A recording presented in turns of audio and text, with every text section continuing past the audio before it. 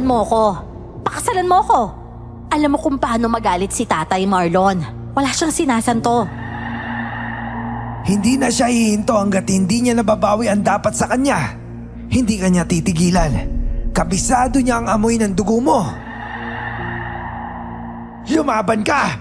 Malamya ka talaga kahit kailan! Gumawa ka ng paraan para makaahon kung gusto mo ba mabuhay!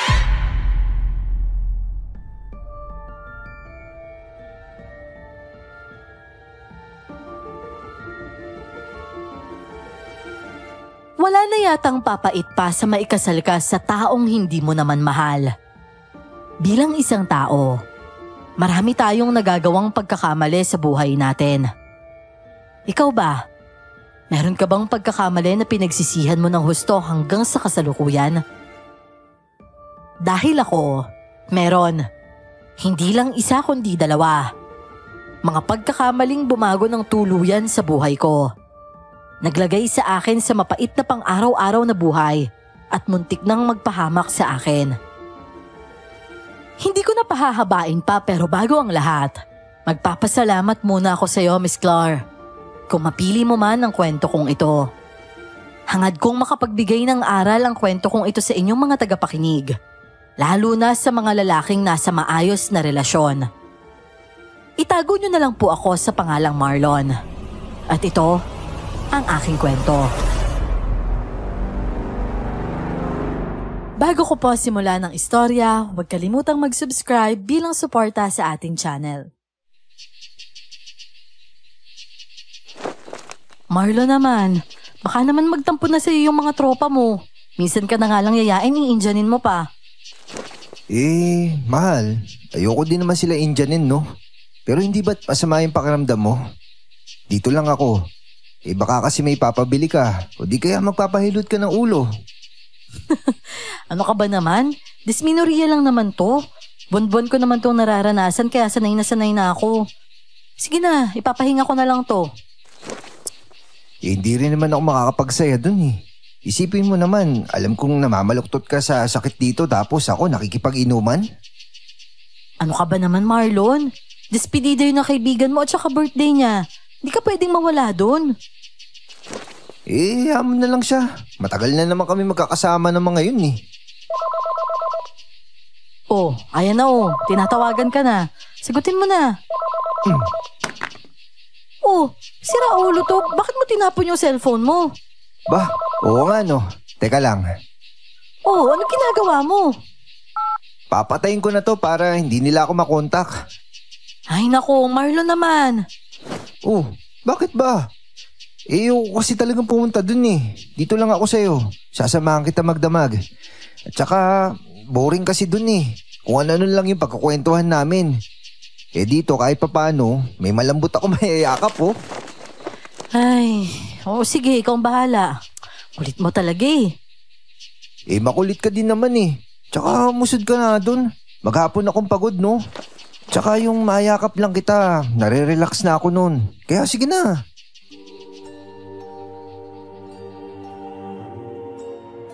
Sa totoo lang, wala talaga akong balak na pumunta sa padespedida na yon ng kababata ko. Kahit kasi kaibigan ko sila, may bagay akong nais na iwasan doon. Si Donna. Kahit naman hindi sabihin, alam ko ang ibig sabihin ng malalagkit na tingin sa akin ng dalaga. Na ginagatungan pa ng mga kaibigan kong yon. Kaya naman hanggat maaari, mas gugustuhin kong umiwas na lang kesa makagawa pa ako ng mali. Hindi yun alam ng kasintahan kong si Belen noon. At pakiwari ko, hindi niya naman kailangang malaman pa. Dahil wala din naman akong balak na patulan si Donna. Mahal ko si Belen. Wife material siya at payapa ako kapag kasama ko siya. Nakatulog na ako nang gisingin kami ng malalakas na katok sa pintuan. Nang pagbuksan ko yon, kaibigan ko ang bumungad sa akin.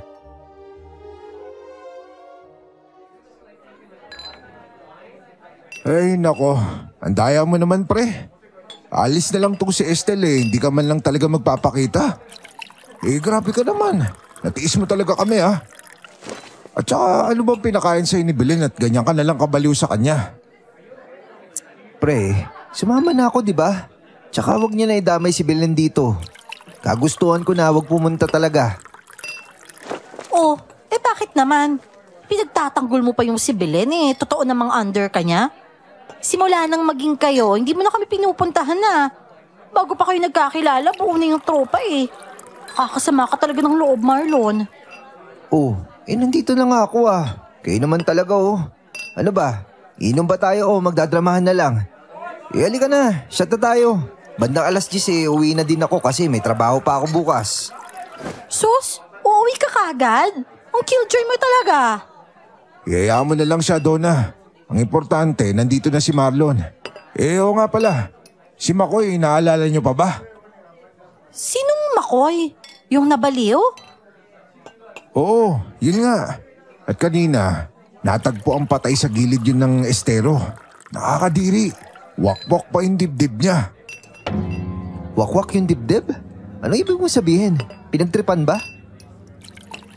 Siguro. Pero may mga bata doon na nagsasabi na pinatay daw yun na aswang. Aswang? Dito sa atin may aswang? Ay nako, Boyong. Sabihin mo kasi sa mga tambay na bata na yon, natigilan na yung kakasinghot ng rugby. Nakakatuyo ng utak yun Kung ano tuloy yung nakikita nila. Abay bahala sila sa buhay nila, no? Pero alam mo, sa totoo lang, hindi naman talaga nagbibiro si Makoy namin na kasama nga siya magandang babae. Gabi nun nung bago siya mawala sa katinoan. Baka totoo yung babaeng yun nang hunting sa kanya. Tapos ayun, naabutan siya kaya pinatay. Ay nako, ikaw talaga, Boyong. Palibhasa magkasama kayo palagi sa pambababae, no? Kaya alam na alam mo. Oh, ano naman? Wala naman ako nobya. Single ako kaya pwede ako mababae. Kahit ilan na gusto ko pa. Tama ako, Marlon, pare, di ba? Oo na, lubos-lubosin mo na habang wala ka pang relasyon. Basta't mag-iingat ka lang, baka makabuntis ka Oh, narinig mo yun, Donna? Walang mali sa ginagawa ko kasi wala naman akong karelasyon. Oh, ano naman? Di ba babae ka lang? Huwag mo sanang makatagpo yung pumatay kay Makoy.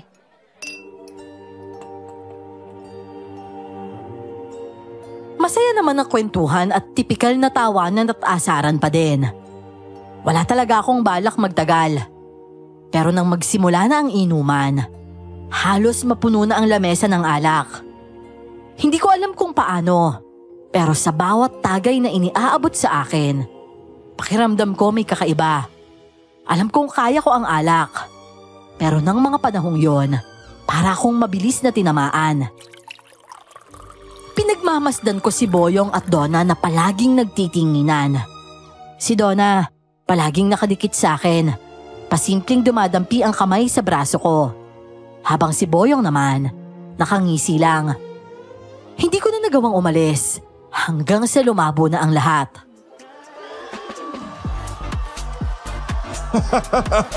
Ang lakas ng tama mo, pre Sinasabi ko na nga ba napagod ka masyado sa kakaiwas sa akin, Marlon, no? Ano? Anong ibig mo sabihin? Huwag ka na magtanong, pare. Relax ka lang. Enjoyin mo lang yung gabi. Lasing ako, alam ko yon. Pero may kung anong bumabagabag sa akin. Parang may mali. Pero bago pa ako makapag-isip ng maayos, tuluyan na akong nawala sa ulirat. Kinabukasan, masakit ang ulo ko. Parang may dumadagundong na martilyo sa loob ng bungo ko habang unti-unti akong nagkamalay. Mainit, mabigat ang pakiramdam ko. At higit sa lahat, may mabangong amoy na hindi pamilyar sa akin. Nang imulat ko ang aking mga mata, agad akong natigilan. Puting kisame. Hindi ito ang kwartong inuuwian ko tuwing umaga. At mas lalong hindi si Belen ang babaeng nakayakap sa akin ng umagang yon. Napabalikwas ako ng bangon. Mabilis kong hinatak ang kumot at tumingin sa sarili ko. Wala akong suot na damit pang itaas. At pakiramdam ko, wala rin akong suot na pang ibaba. Lalong bumilis ang tibok ng puso ko.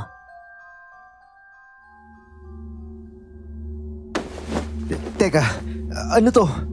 Anong nangyari? Good morning, babe. Buti naman gising ka na. Donna, bakit ka nandito? Wala namang nangyari sa atin, di ba? Ikaw naman? Parang hindi mo naman nagustuhan. Hindi totoo to. Paano? Bakit ako ubad? Walang iya talaga. Paano ko to ipapaliwanag kay Belen? Ano? Gusto mo samahan kita magpaliwanag sa kanya? Tigilan mo nga ako! Bitawan mo ako!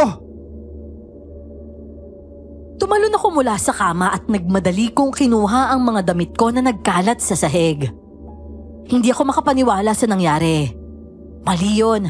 Maling-mali. Pero paano? Wala akong maalala. Ang tanging nasa isip ko lang noon, si Belen. Kung paano ko yun sasabihin sa kanya.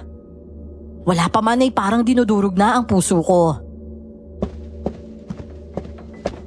Oh, aalis ka na agad, Marlon. Ikaw ang nakauna sa akin eh. Dapat masaya ka, di ba? Ano bang pinagsasabi mo, Donna? Walang nangyari sa atin. Hindi kita papatulan kahit lasing ako. Dahil si Belen yung mahal ko, hindi ikaw. Hindi mo maikakaila na magkasama tayo ngayon, Marlon.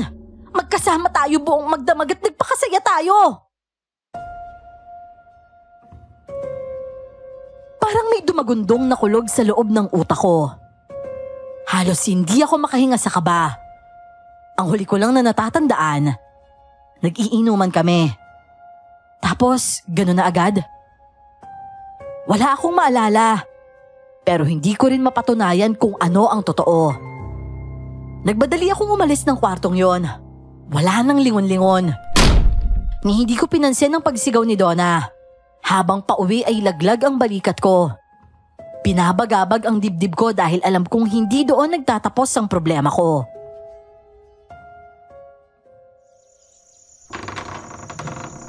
Oh, Marlon. Ikaw tinakasan mo ko kagabi tapos inumaga ka pa. Akala ko ba hindi ka pupunta sa inuman? Mahal, biglaan lang kasi. Ayoko kasi talagang sumama kaso ang kulit talaga ng barkada. Lalo na yung si Boyong. Nagpunta ba naman dito kagabi? Alam mo naman yun, hindi titigil yun hanggat hindi ako napapasama. Bakit naman hindi ka man lang nag-text? Nag-alala ako sa'yo. Pasensya na mahal ha. Nalobat kasi ako tapos wala akong charger. Hindi ko na namalayan yung oras. Naparami ako ng inom. Teka. Ang lagkit ng pawis mo. Ang gulo pa ng suot mong damit. Sigurado ka ba okay ka lang? Oo naman. Siguro dahil lang sa alak. Medyo nahihilo pa nga rin ako kailangan ko lang siguro magpahinga. Ay, ikaw talaga? O sige na, magpalit ka na ng damit at matulog ka pa. Late ka na din naman sa trabaho Pero next time, Marlon sana naman sabihin mo kung hindi ka makakauwi. Oo, sige mahal. Pasensya ka na talaga.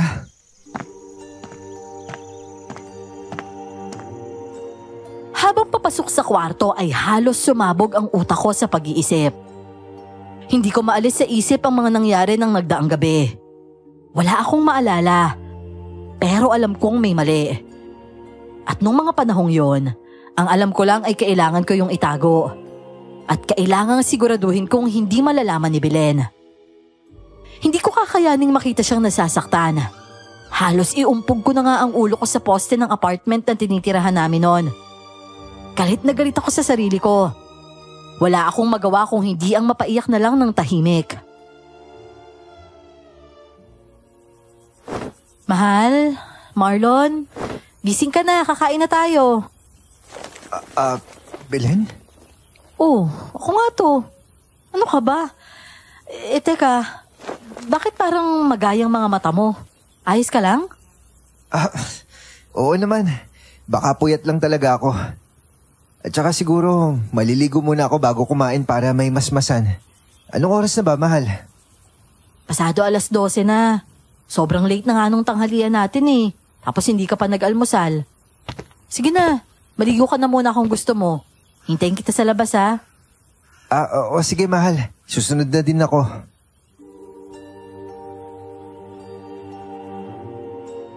Paglabas niya ay dali-dali na akong naligo.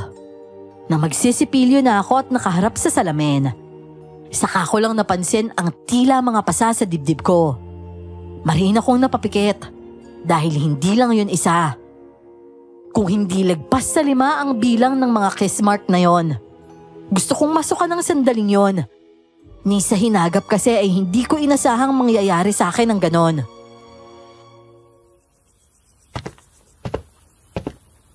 Mahal, tapos na ako. Kain na tayo.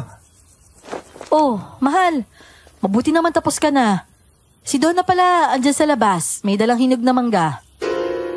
Ano? Oh, bakit naman? Okay ka lang? Ha? Hello? Pwede na ba akong pumasok? Pasok na ako, Oh, heto yung mangga, Marlon. Pantanggal lang to ng hangover. Donna, anong ginagawa mo dito? Hindi ba obvious? Alam mo, Donna, halika na, pasok ka. Sumabay ka na sa amin dito sa pagkain. Sakto, marami-rami itong nailuto kong tahong. Ay nako, mabuti pa nga, Belen. Tamang-tama yung sabaw niyan sa akin ngayon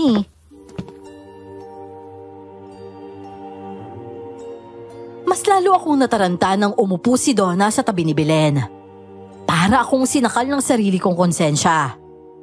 Pilit kong iniiwasan ang tingin ni Donna, pero ramdam kong palihim siyang nakatitig sa akin. Nakangiti siya. Pero sa likod ng ngiting yon, alam kong nagtatago ang masama niyang binabalak. Grabe naman, Donna. Ang dami mo palang dalang mangga. Para mo namang bibilhan ng buong puno si Marlon nito kasi naman, Belen, alam ko kasing paborito niya to. Ang dami pa nga sa bahay Sayang naman kung hindi ko ibabahagi sa inyo, di ba? Ang thoughtful mo naman pala. Mahal, tikman mo kaya. Matamis to, sigurado.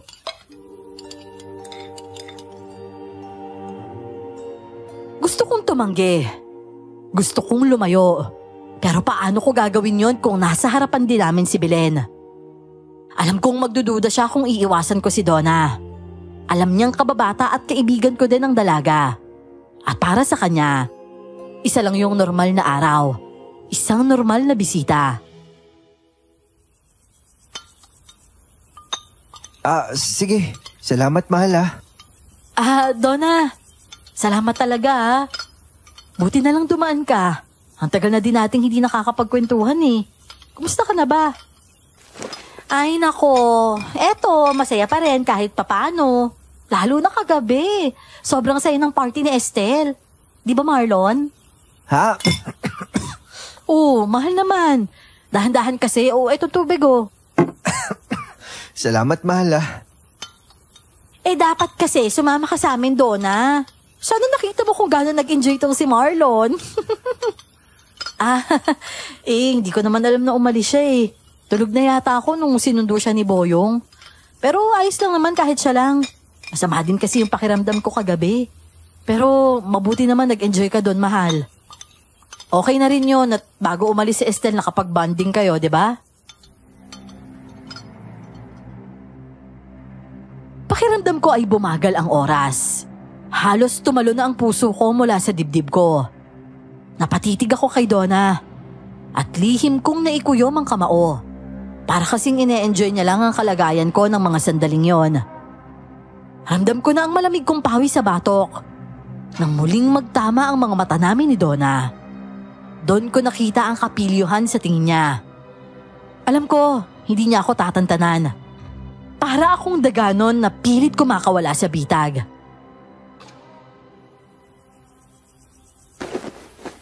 Belen, sige na. Ako na maghuhugis ng pinagkainan natin. Naku, hindi na. Ako na dyan.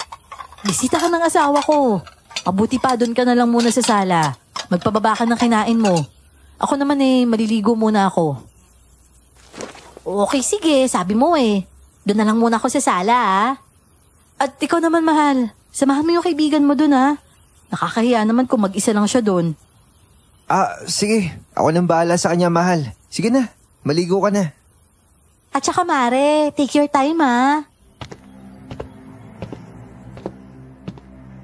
Pagkaalis ni Belen papunta sa banyo ay dumaan ang sandaling katahimikan sa pagitan namin ni Donna. Nakatitig lang siya sa akin habang nakangisi. Habang ako naman, pilit na nilalabanan ng mapanginis niyang tingin. Ramdam ko ang pag-aalimpuyo ng dibdib ko. Alam kong hindi siya dumaan doon para lang magdala ng mangga. May gusto siyang patunayan. May gusto siyang gawin. Hoy, Donna, ano bang ginagawa mo dito? Ikaw naman, Marlon? Ano ba namang klaseng tanong yan? Dumalaw lang ako, oh. Pwede naman yun, di ba? Tigilan mo nga ako. Alam kong hindi lang yun yung dahilan mo. Ano bang gusto mo mangyari? Wala naman. Nakipagkwentuhan lang naman ako kay Belen eh. Sobrang bait niya, no? Ang saya niyang kasama. Parang ang sarap niyang makausap.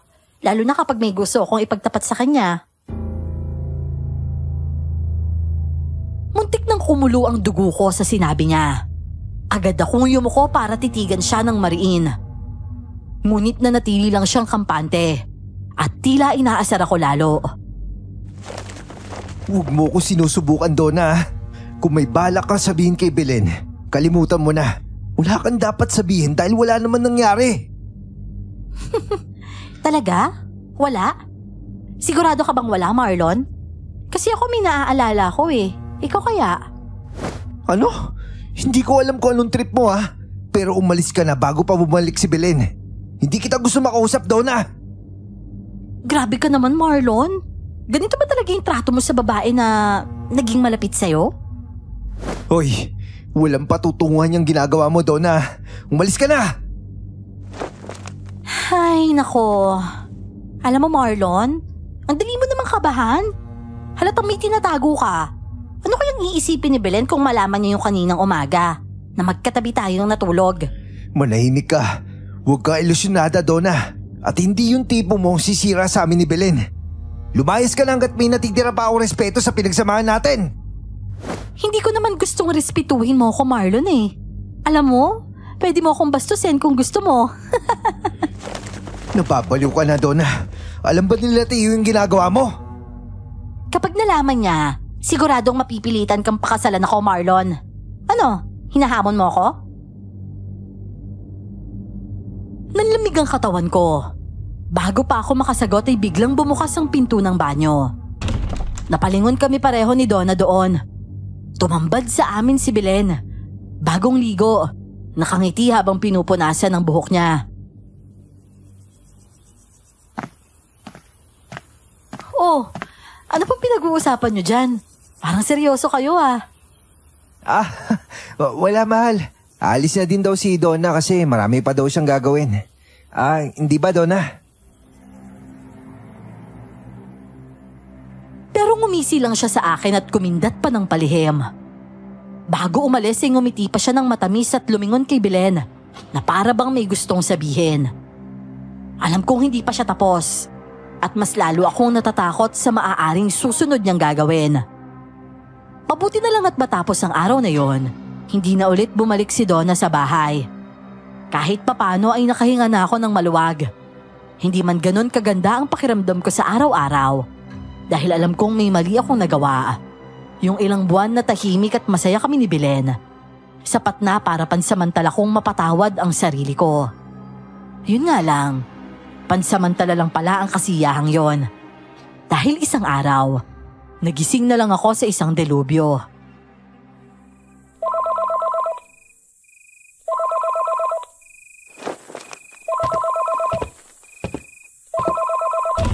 Wisit na to. Sino ba to? Malalim na yung gabi tawag pa ng tawag. Istorbo.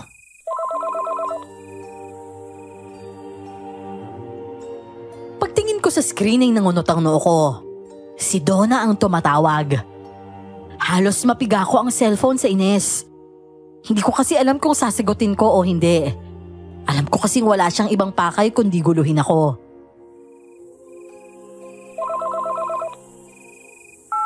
Oh, Donna, gabing-gabi na nangistorbo ka pa. Oh, bakit parang naiinis ka pa? Binigyan na nga kita ng ilang buwan para makapag-isip eh. Di ba dapat masaya ka pa nga kasi tinawagan kita ngayon? Diyos ko, pakiusap naman, Donna. Huwag ka nang tatawag sa akin Kung ano man yung nangyari sa sinasabi mo, kalimutan mo na. Wala yun. Kalimutan? Ganun na lang yun? Sa tingin mo, ganun kadali yun, Marlon? Ano ba kasi, Donna? Ano ba kasing gusto mo? Ang gusto ko, makipagkita ka sa akin. Hindi. Ayoko mapalapit sa'yo kahit kaunti. Talaga? Sigurado ka? Kasi kung ayaw mo, ako na lang ang pupunta sa bahay nyo. Para dyan makipag-usap sa'yo. Kung sa bagay, mas exciting yun. Ano sa palagay mo? Parang may mahigpit na lubid ang sumakal sa leeg ko pagkarinig ng sinabi niya. Mariin kong naikuyom ang kamao. Hindi ko maintindihan kung bakit ginigipit ako ng babaeng yon. Oo, matagal ko nang alam na may gusto siya sa akin. Pero dahil kababata ko siya at mataas ang respeto ko sa tatay niya, hindi ko siya iniwasan kahit pa nga minsan lumalagpas na siya sa limitasyon bilang isang kaibigan. Tinatakot mo ba ako? Hanggang kailan mo ba ito gagawin sa akin, ha? Marlon, hindi kita tinatakot. Pero kung hindi ka pupunta, wala akong choice kundi pumunta dyan. Kailangan kong ipaglaban yung karapatan ko sa'yo. Lalo na at sa'yo ko na ibigay yung kalinisan ko. Ano? Gusto mong malaman ni Belen yung lahat? O siya, sige. Saan tayo magkikita? Doon sa bagong kainan sa baryo. Hihintayin kita bukas ng maaga, doon tayo mag-aalmusal. Naiwan akong nakatayo at halos mabaliw sa inis at takot. Walang ibang paraan. Kailangan kong puntahan siya, kahit alam kong wala itong idudulot na maganda sa akin. Mas hindi ko gustong masaktan si Belen. Kinabukasan naman ang magkita kami. Oh, ano ba? Ano bang kailangan mo sa akin, Donna? Wow naman na, ang sungit mo agad. Maupo ka nga muna doon.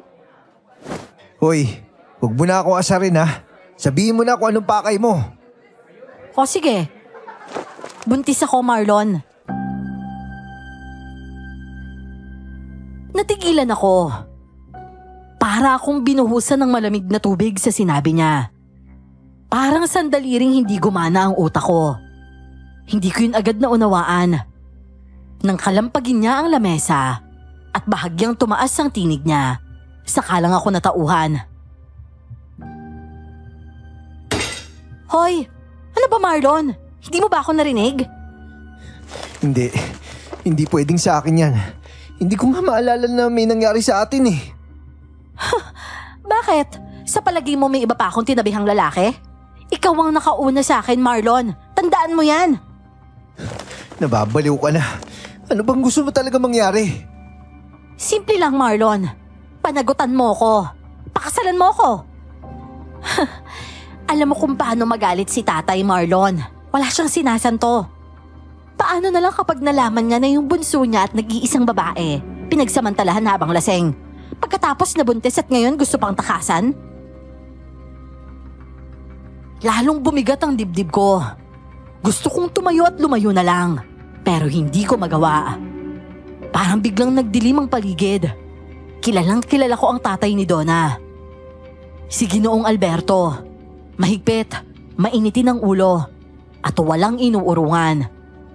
Dati kasi siyang ex-militar, kaya nga gano'n na lang din ang respeto at takot ko doon.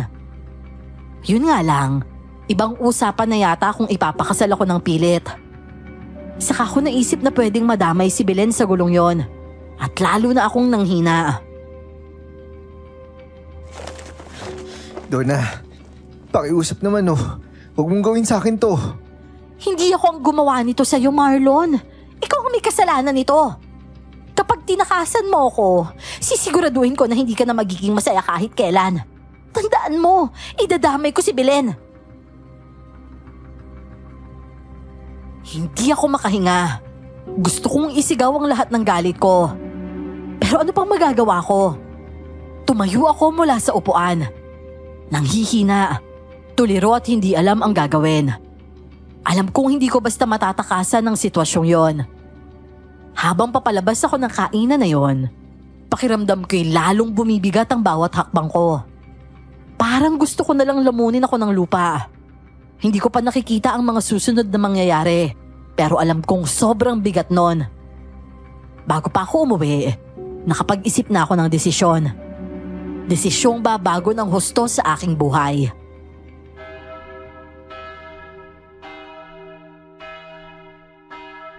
Uy, pre, ayos ka lang ba? Grabe yung lungkot mo, nakakahawa. Yung totoo, kasal ba to o lamay? Mukha ka nang mamamatay sa kabay. Kasi Boyong, parang hindi ko to kaya eh. Ano ka ba naman? Huli na para umatras. At mamaya ipapakilala ka ng mister ni Donna. At ang mabuti pa, ayusin mo na yung sarili mo. Hindi mo gugustuhin makita ka ng biyenan mo militar na para ka nagluluksa dyan. Kasi Boyong, hindi to tama eh. Mali na nandito ako. Ano pa bang magagawa mo? Nandito ka na talaga Atras ka na? Tatakbo ka? Tanggapin mo na lang at huwag mo na pahirapan yung sarili mo. Ano ba? Dahil ba nandito ako, kailangan ko na lang tanggapin? Hindi ko siya mahal, pre. Alam mo naman kung sino yung mahal ko, di ba? Natigilan si Boyong at hindi siya agad nakasagot. Pero kita ko sa mukha niya na alam niya ang gusto kong sabihin. Alam niya kung sino ang tunay kong mahal. Hindi si Donna, kundi si Belen. Marahas din siyang napabugan ng hangin noon at napatingala. Malakas ang tunog ng kampana ng simbahan noon. Paulit-ulit, parang hinahampas ng realidad ang pandinig ko. Napalunok ako habang pilit na inaayos ang pagkakatayo ko sa harap ng altar. Ramdam ko kasi ang bigat ng barong na suot ko. Nanginginig ang mga kamay ko, malamig ang pawis ko. At kahit anong gawin ko, hindi ko talaga maaalis ang bigat sa dibdib ko. Si Belen ang laman ng isip ko. Siya ang dapat nakasama ko sa araw na yon.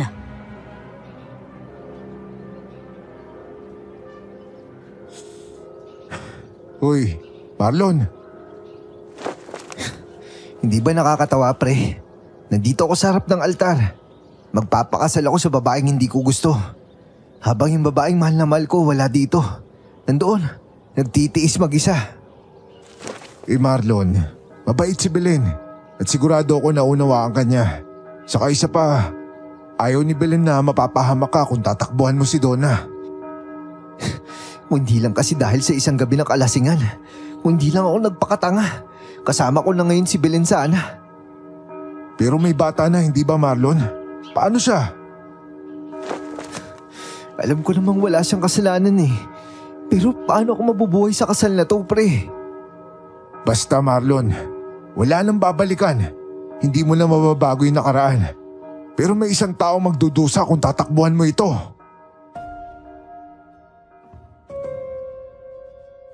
Natahimik ako. Gustong sabihin ng bibig ko na mas gugustuhin kong takasan ang lahat.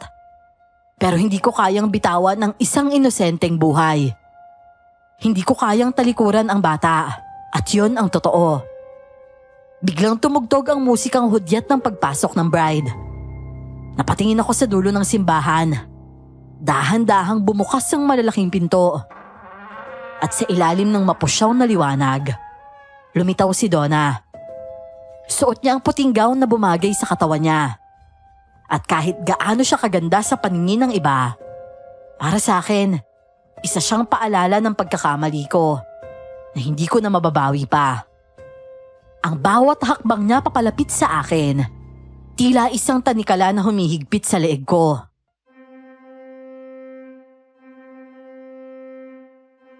Wala na to atrasan pare. Ayusin mo na yung pagkakatayo mo. Kahit bigyan mo na lang ng dignidad yan sarili mo. Tumitindi ang lagabog sa dibdib ko habang papalapit sa akin si Donna. Hawak siya ng ama niyang si Ginoong Alberto at parang ayaw pakawalan. Ni hindi nakangiti ang matanda. Si Donna naman noon, bakas sa mukha ang labis na tuwa at excitement. Sa isang iglap, nagtagpo ang tingin namin ni Ginoong Alberto. Malamig, matalim, halos hindi ko kayang salubungin. Marlon, hindi ko gustong ipakasal ngayon si Donna. Alam mo may mas maganda sa kinabukasan kung hindi ka lang nangailam. Tatay naman, kasal ko kaya to, wag naman kayo KJ. At saka alam mo Marlon, wala akong tiwala sa'yo. Hindi ko alam kung paano mo bubuhayin yung anak ko sa buhay na meron ka. Nakikita mo ba kung paano namin siya inalagaan? Lumaki siya nang hindi nagkulang sa kahit na ano. Wala siyang ibang inihingi sa amin na hindi namin binigay. Sigurado ka bang kaya mo yung panindigan? Hindi ko kayang sumagot ng oo. Dahil ang totoo, hindi ko talaga alam. Para akong nasuntok sa sikmura sa sinabi niya. Pero hindi ako nakapagsalita. Ano ba kasing sasabihin ko? Na wala lang akong pagpipilian? Na ang gusto ko lang naman ay si Belen? Na kung ayaw niyang ipakasal sa akin si Donna, mas ayaw kong matali sa babaeng hindi ko naman mahal. Dahil kung hindi ko hayaan na pagdusahan niyang hirap sa piling mo. At saka sa bahay namin kayo titira, sa pamamahay ko sa ilalim ng bubong ko. At kung gusto mong patunayan na kaya mong panindigan to, makisama ka sa amin. Hindi si Don ang aalis sa amin, ha? Naintindihan mo ba? Matapos ang seremonya ay nagpaalam akong babanyo kunwari. Pero ang totoo, gusto ko lang makasagap ng hangin. Lumabas ako ng simbahan na mabigat ang loob. Palakpakan, pagbati at masisiglang mukha ang bumungad sa akin. Pero wala akong maramdaman kundi kawalan. Hanggang sa mapatingin ako sa malayo. At doon ko siya nakita. Si Belen. Nakatayo sa gilid ng katapat ng establishmento ng simbahan. Tahimik pero kita sa mukha ang sakit. Tumutulo ang luha niya habang nakatingin sa akin. Parang sinasabi ng mata niya ang lahat ng hindi niya kayang isigaw. Alam kong nasasaktan siya at alam kong ako ang dahilan. Pero bago ko pa siya makawayan ay umalis na siya. Walang lingon-likod akong sumunod at walang pakialam sa kung ano ang iniwan. Ang sa akin kasi noon, nagawa ko na ang dapat kong gawin para kay Donna. At nung pagkakataon na yon, kailangan ko namang sundin ang puso ko. Belen, sandali! Belen! Pasensya ka na Marlon hindi ko napigilang puntahan ka. Oh, bakit ka humingi ng pasensya? Ako'y may malaking kasalanan sa'yo. Mas malaki ang pagmamahal ko kaysa sa pagkakamali mo, Marlon. Pero napag-isip-isip ko na hindi ko pala kakayaning maging pangalawa lang sa buhay mo. Belen, alam mong hindi ka pangalawa. Kailanman hindi ka magiging pangalawa sa akin. Ikaw talaga yung mahal ko. Pangalawa na ako ngayon, Marlon. Kabit ako. Aminin man natin o hindi. Yan na ang magiging papel ko sa buhay mo kapag pinagpatuloy pa natin to. Ano bang ibig kong sabihin? Nagpunta ako para makita ka sana sa huling pagkakataon. Pero dahil nandito ka na din, magpapaalam na din ako. Belen, huwag mong gawin to. Kusang kumilos ang katawan ko. Lumuhod ako sa harapan niya at niyakap siya. Yung isipin pa lang na hindi ko na siya makikita. Parang gusto ko na lang ding mamatay. Umiyak ako at nagmamakaawa. Pero hindi siya kumikilos. Nararamdaman ko ang pagyugyug ng katawan niya at senyales yon na umiiyak din siya. Pakiusap naman, mahalo. Pakiusap, huwag mong gawin sa akin to. Kailangan kita. Hindi ko kakayanin kung mawawala ka. Patawad, Marlon, pero hindi ko pala kaya na maging kahati lang ako. Pakawalan mo na ako, ha? Hayaan mo na ako makapagsimula din gaya mo. At lagi mong tatandaan, mahal na mahal kita, Marlon. Pasensya na kung sumuko ako. Hindi. Kasalanan ko to, Belen. Belen, huwag ka muna umalis o pakiusap, Belen! Pero parang hindi niya ako naririnig. Matapos niyang sapilitang alisin ang mga braso ko sa pagkakayakap sa kanya. Walang lingon-likod niya akong iniwan. Ni hindi na siya lumingon pa at hindi ko na rin siya hinabol. Masakit. Sobrang sakit na para bang gusto ko na lang din mamatay ng mga sandaling yon. Pero tama siya. Hindi ko siya pwedeng ikulong lang sa akin. Hindi niya deserve na tawaging kabit. Samantalang siya naman talaga ang nauna at pinakamamahal ko. Kaya kahit durog na durog ako, pinanood ko siyang lumayo hanggang sa tuluyan na siyang mawala sa paningin ko. Wala na ako sa wisyo pagbalik ko sa simbahan. Wala na akong gana at wala na akong pakialam. Nagpatianod na lang ako sa lahat ng nangyayari. Hanggang sa mamalayan ko na lang, nasa reception na pala kami. Habang busy si Donna at ang pamilya niya sa mga bisita, ako naman ay sige lang sa inom ng alak.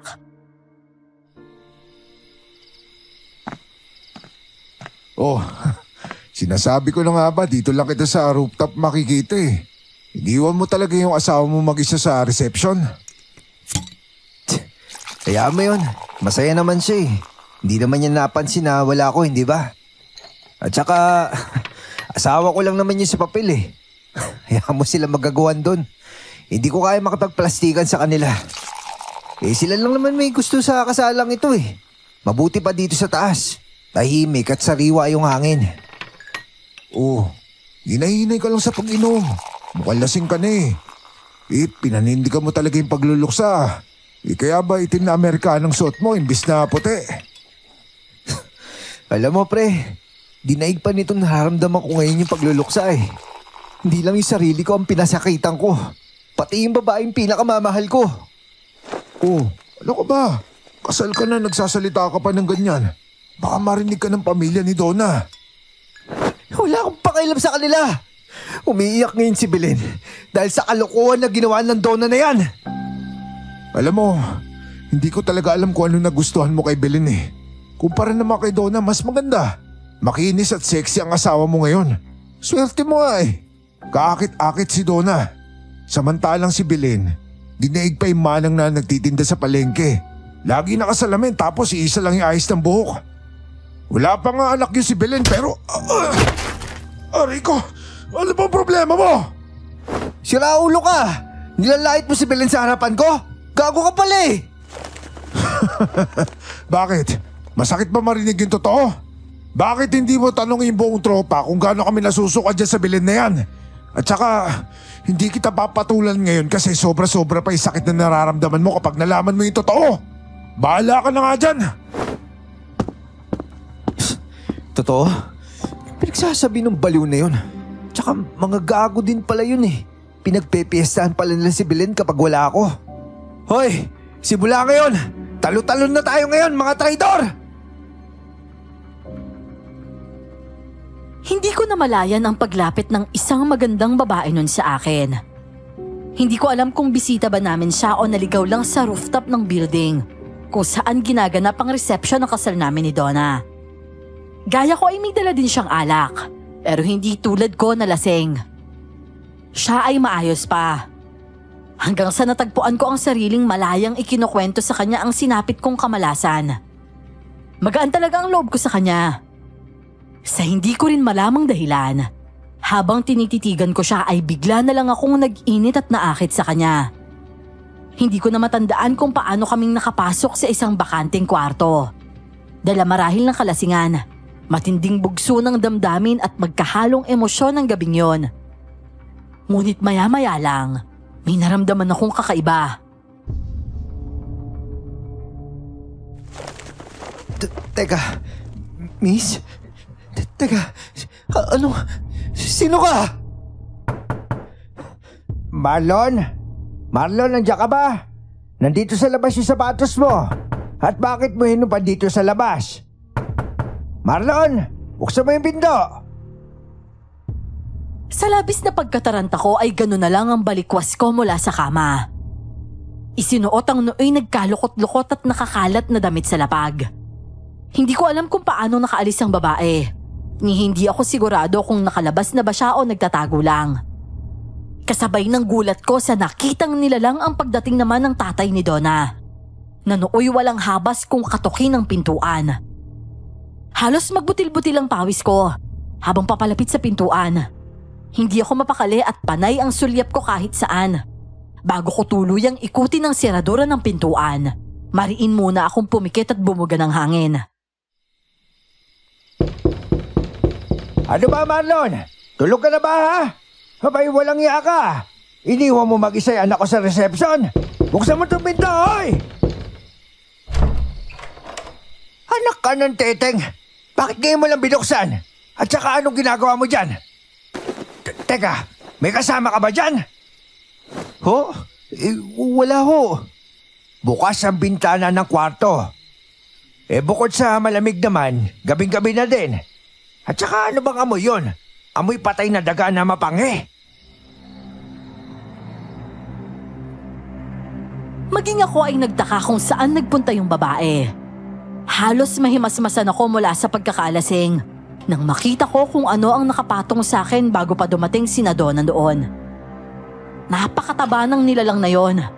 Mahaba ang buhok pero hindi ko makita ang muka dahil parang nakatingala. Basta't ang alam ko, sobrang taba niya at dinadaganan niya ako. Nawala yung maganda. Makinis at sexing babae na siyang alam kong kasama ko ng gabing yon. Hindi ko alam kung panaginip lang ba o imahinasyon, pero hindi ko na yon binigyang pansin pa. Nang mga sandaling yon, mas lamang ang sakit at bigat ng kalooban ko dahil sa pang-iiwan ni Belen sa akin. Hindi ako nakaramdam ng pagsisisi. Kung sakali mang totoo na sumama ako sa iba sa gabi pa man din ng kasal ko. Marlon, pasensya ka na ha. Ang dami kasing bisita eh. Hindi nga ako maganda o gaga sa pag-estima sa kanila. Napagod ka ba? Oo. Kaya nga din ako napunta dito eh. Magpapahinga lang sana ako. Pero di bale, halika na. Magpapahinga na talaga tayo. Sila tatay na yung bahala sa mga natitira pang bisita doon. Di ba, tay? Ano pa nga ba? At saka maasahan ko ba yan na pangasawa mo? Hindi man lang nakilala ng personal na mga pinsan mo yan. Galing pa naman ibang bansa yung mga yon. Pasensya na po kayo, Ginoong Alberto. Masama lang po talaga yung pakiramdam ko. Kahit kailan talaga sakitin kang bata, ano? Ay nako, pumunta na kayo sa kwarto nyo. Bukas sabay-sabay na tayong uuwi. Maga kayo magising, ha? Tay naman, honeymoon kaya namin to. Bakit isang araw lang? Bakit? Ikaw ba nagbayad ng hotel dito? Saka, ano ba pinagkaiba ng kwarto sa bahay sa kwarto dito, ha? Grabe naman kayo, tay. Tara na nga, Marlon. Nang masulit naman natin tong gabing to. Daming KJ sa paligid eh. Hoy, Donna. Sino KJ ang tinutukoy mo, ha? Di kayo, tay.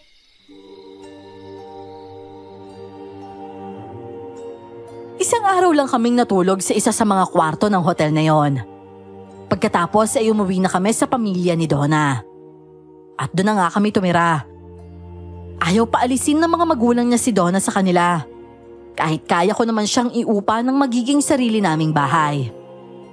Isang gabi, habang nakahiga kaming dalawa ni Donna, kahit anong pilit kong ipikit ang mga mata ay hindi ako dalawin ng antok. Tahimik lang ako, nakatalikod sa kanya. Iniisip kung hanggang kailan ba ako makukulong sa relasyon na yon. Hindi ko siya kailanman natutunang mahalin. Pero sa mata ng ibang tao, lalo na ng pamilya niya, isa akong responsableng lalaki. Wala akong ibang pagpipilian kundi panindigan yon.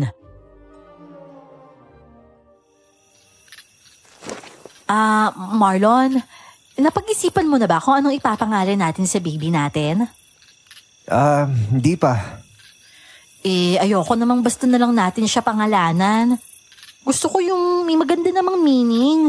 Gaya ng pagsamahin kaya natin yung pangalan natin. Ano sa palagay mo? Ikaw bahala. Ano ba naman yan? Puro na lang ikaw na lang yung bahala. Wala ka na bang ibang masasabi? Hindi na kita nakausap ng maayos kahit kailan eh. Dapat naging pipi ka na lang eh, Bridget.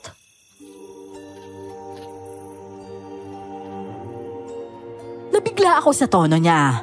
Alam kong gusto niyang makuha ang atensyon ko. Pero wala na akong maibibigay.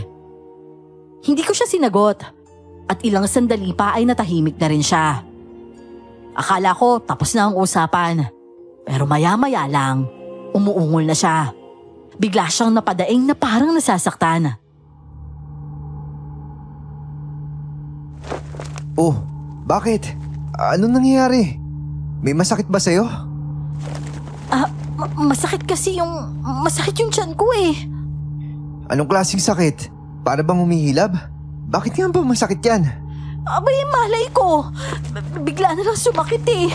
Pero sakit-sakit talaga, Marlon. Sobrang kirot. Aray ko. Aray, ang sakit, Marlon. Napabalikwas ako at tiningnan na siya. Hawak-hawak niya ang bandang puson. Namimilipit siya sa sakit. At sa ilalim ng mahinang liwanag ng ilaw, napansin kong namumutla siya at nagbubutil-butil ang pawis sa noo. Sinusubukan ko siyang pakalmahin nang biglang napasigaw si Donna. Mahigpit ang pagkakakapit niya sa braso ko at halos bumaon ang mga kuko niya sa balat ko. Napalunok ako. Hindi ko alam kung anong gagawin. Mas lumakas ang kanyang sigaw. At sa sobrang ingay, hanggang sa bumukas ang pinto. At nag-aalalang mukha ni Tatay Alberto ang biglang sumungaw mula sa labas. Marlon, ano bang ingay yon? Sumisigaw ba si Donna? At teka, Donna? Anak? Marlon, ano nangyayari sa kanya? Bigla na lang po siya sinumpong na sakit ng tiyan eh. Oh, bakit wala kang ginagawa? Ba't hindi mo siya tinulungan kaagad? Hindi mo man lang inisip kung ano nararamdaman niya? Nagulat din po ako. Nagulat? Ano? Mauuna ka pang himatayin sa anak ko? Wala ka talaga silbing lalaki ka na hindi mo maalagaan yung anak ko. Hindi na lang ako sumagot. Hindi ko kayang sabihin sa kanya ang totoo. Na hindi ko kailanman minahal si Donna. Hindi ko siya pinakasalan dahil sa pagmamahal, kundi dahil sa responsibilidad na itinulak sa akin. Alam ko kahit anong paliwanag ko, hindi ito matatanggap ni Tatay Alberto. Aray ko!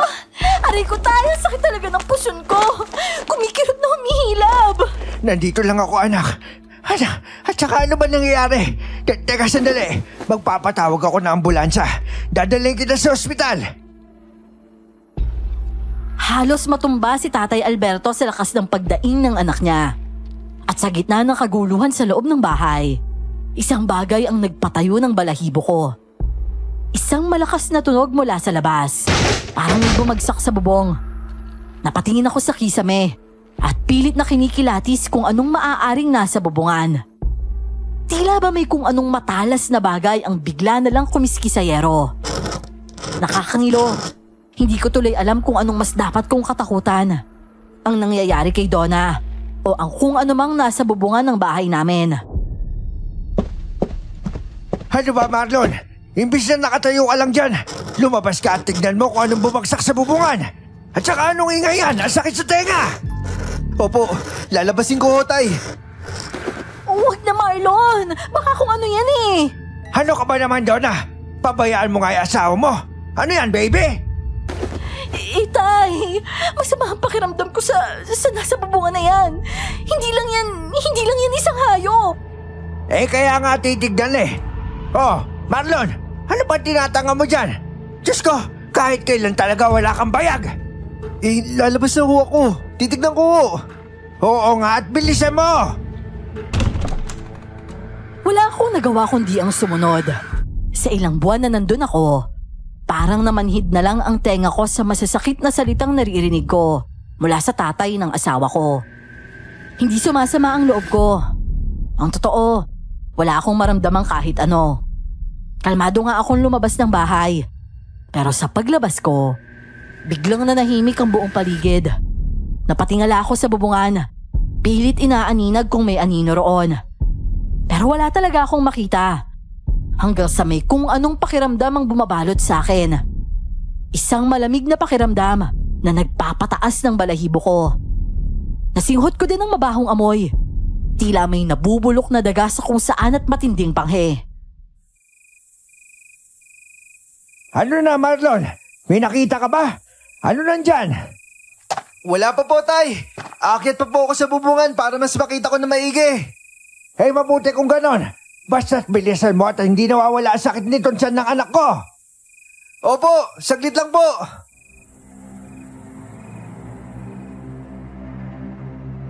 Hinawakan ko ang lumang hagdang kahoy at maingat na umakyat. Nang makaakyat ako sa bubong, agad kong sinuyod ng tingin ang paligid. At doon, sa bubong na nasa ilalim ng malalaking sanga ng punong mangga, kung saan nakapwesto ang kwarto namin ni Donna. May nakadapang anino. Itim, dambuhala, at gumagalaw na parang hayop na sumisinghot ng hangin. Teka, ano to? Marlon! Nasa bubungan ka na ba ha? At saka wala nang ingay. Kung wala naman bumaba ka na para maasikaso mo na si Donna. Dadalhin natin sa ospital. Tay, meron po nakadapa sa bubungan. Hindi ko po alam kung ano to pero hindi po to normal. Hindi normal? Ano ibig mo sabihin? Tao ba yan o hayop? Hindi po. Mas malaki po to sa tao pero yung kilos niya para pong hayop na nagmamanman. Ano? Napapaliw ka na yata. Ano bang pinagsasabi mo?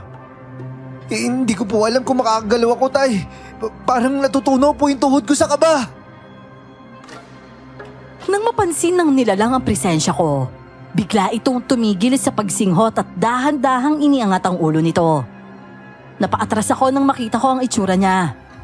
Hindi ko maaninag ng buo ang mukha niya, pero ramdam kong nakatingin siya sa akin. Sa isang iglap, gumalaw ang nilalang. Mabilis. Napahawak ako sa bubungan upang hindi matumba sa gulat. Tumindig ito mula sa pagkakadapa at mas lumaki ang anyo niya sa paningin ko. Kita ko ang mahahaba nitong pangil at ang malalalim na guwang kung saan dapat naroon ang mga mata niya. Marlon, ano bang ginagawa mo? Bumaba ka nga riyan! Tay, nakatingin po siya sa akin. Hindi, bakit ganun? Ano bang klaseng alimaw ka? Marlon, ano ba? Bumaba ka na dito! Tay, yun nila lang. Parang alam niya kung sino ako. At alam niya natatakot ako. Halos hindi ko na marinig ang boses ni Tatay Alberto mula sa loob ng bahay. Nakatutok ang buong atensyon ko sa nilalang sa harapan ko. Dahan-dahan itong ibinuka ang bibig nito. At mula roon, lumabas ang isang mababang ungol na tila nang gagaling sa ilalim ng lupa. Pakiramdam ko, kahit anong oras, bigla na lang itong susunggab sa akin. Dahan-dahan akong umatras. Hindi na iniisip kung saan ako napapadpad. Ang tanging nasa isip ko lang, makalayo sa kanya. Pero sa sobrang pagkataranta ay hindi ko namalayan na nasa dulo na ako ng bubungan. Nang biglang mawala ang kinatatapakan kong yero. Kasabay ng mabilis na pagbagsak ng katawan ko, wala akong nagawa kundi mapapikit at sumigaw. Isang malakas na dagundong ang narinig ko nang bumagsak ako sa lupa. Ramdam ko ang matinding sakit sa likod ko, na para bang bumaluktot ang buong katawan ko sa sobrang lakas ng pagbagsak ko. Napangiwi ako at halos hindi na makagalaw. Marlon! Ano bang kalokohan yan, Marlon? Wala ka na ibang ginawa kundi magdulot ng problema! Tay, tama na po! Nasasaktan na nga siya eh! At kasalanan niya yon.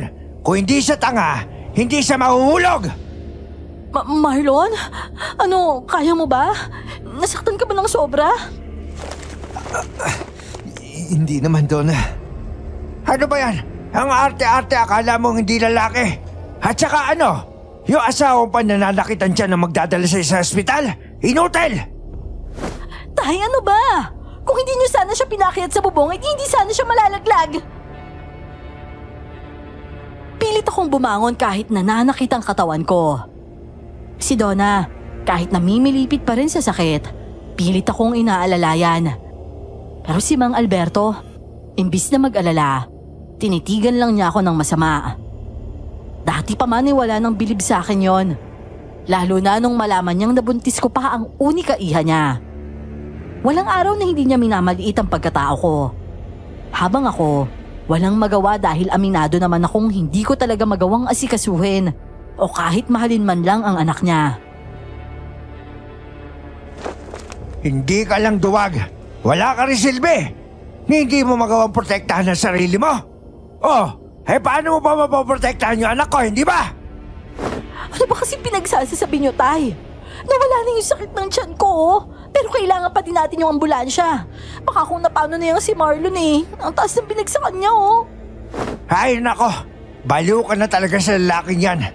Tatay, yung ambulansya, ho. Papuntahin niyo na dito. Nako, hayaan mo na. Mabuti pa nga maging baldado na yan. Wala naman talaga silbihan dito eh. Okay lang ako, Donna. Hayaan mo na. Ikaw naman kasi eh. Sunod-sunuran ka kay tatay. Wala ka bang sariling isip, ha? Oh, saan ka na naman pupunta? Oh, saan pa pupunta yan? Di sa barkada niyan, lalaklak. Marlon! Hoy, Marlon! Sumakit pa lang yung tiyan ko kanina, hoy! Hoy, wag mo naman akong iwanan! Tatawag lang ako ng ambulansya sa barangay. Naisugod nga si Donna sa ospital. Pero ang sabi, baka dala lang ng stress kaya nakaramdam siya ng pananakit. Maayos naman daw ang bata at malakas naman ang kapit. Hindi na siya nagtagal noon at pinauwi na din kami. Inaakala kong isang beses lang yung mangyayari. Pero nagkamali ako. Sunod-sunod na gabi kong lumagabog ang bubungan ng bahay namin. Nananakit din ang tiyan ni Donna noon. Pero pinipigil niya ng mag-ingay para hindi mag-eskandalo ang kanyang ama. Hindi niya na ako pinayagang akyatin ulit ang bubungan. Dahil hindi pa magaling noon ang nabugbog kong braso. Sanhi ng pagkakalaglag ng nagdaang gabi. Bukod doon, kumakalat palagi sa paligid ang amoy ng nabubulok na laman at matinding panghe. Hindi huminto ang tahulan ng mga aso sa paligid hanggat hindi nagmamadaling araw. Matinding perwisyo talaga ang dulot ng nilalang na yun sa amin.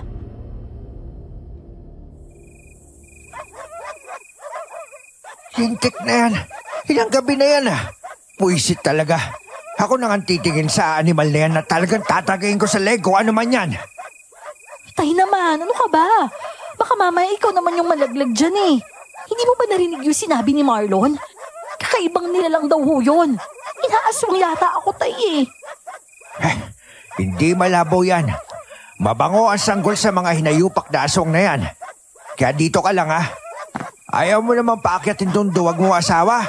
O sige, ako na lang ang aakyat. Ako na hong bahala dyan, tay. Delikado po pag kayo. Baka madulas kayo dahil matanda na po kayo. Ano? Sino matanda ha? Mas matigas pa yung buto ko sa'yo. Lampa! Tay, ako na lang po yung aakyat. Kapag hindi ka pa nanahimik, palalayasin kita sa pamamahay ko. Ayokong pinapakailaman ako, naiintindihan mo? Tay naman, concern lang naman siya sa inyo eh. Hindi ko kailangan ng concern yan. Kanya na yon. Hindi nga nagpapigil sa pag-akyat si Tatay Alberto. At gaya ng nangyari sa akin, nadulas siya at sa huli ay nahulog din mula sa bubungan. Mabuti na lang at hindi siya nagtamo ng matinding pinsala, maliban sa gasgas at konting sugat sa likuran. Grabe, hindi basta-basta yung aswang na yon. Kakaiba yung aswang na yon sa lahat. Hindi ho ba sinabi ko na sa inyo? At saka saan ba galing yon, Marlon? Bakit nandito sa pamamahay ko? Alam mo ba kung paano papatayin yon? Hindi ko po alam, tay. Naglagay po ako ng asin at bawang sa bubong, pero mukhang hindi epektibo yun. Abay, magtalong-talong ka pa. Wala ka ba sariling utak para mag-isip ng paraan, ha? O sige ho, sisimulan ko po bukas. Ganun na nga ang ginawa ko kinabukasan. Pero imbis na makahanap ng solusyon, pinagtawanan pa ako ng mga tao sa lugar namin. Sino nga ba kasing maniniwala sa aswang? Samantalang kahit medyo liblib ang baryo namin, wala namang ganung usap-usapan doon.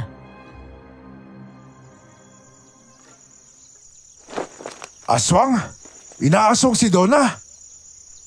Oo, Boyong. Nananakit palagi yung tiyan niya tuwing gabi. Abay, bakit ngayon mo lang sinabi sa akin? Ha? Bakit? Dapat ba malaman mo? Abay, syempre. Ayos ka lang ba, pre? Bakit parang galit ka? Hindi naman sa ganun. Ano lang, nabigla lang siguro ako. Ganun ba? Pero ano nga, wala ba kayong alam na pangontra sa aswang? Ano bang alam ko dyan? Naniniwala lang ako sa aswang dahil sa nangyari kay Makoy.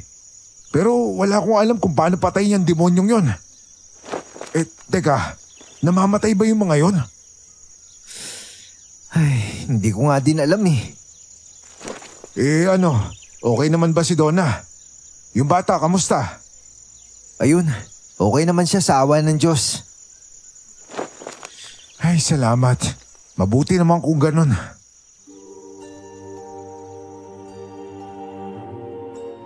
Kahit medyo weirdo ang reaksyon ni Boyong, hindi ko na binigyan ng kahulugan.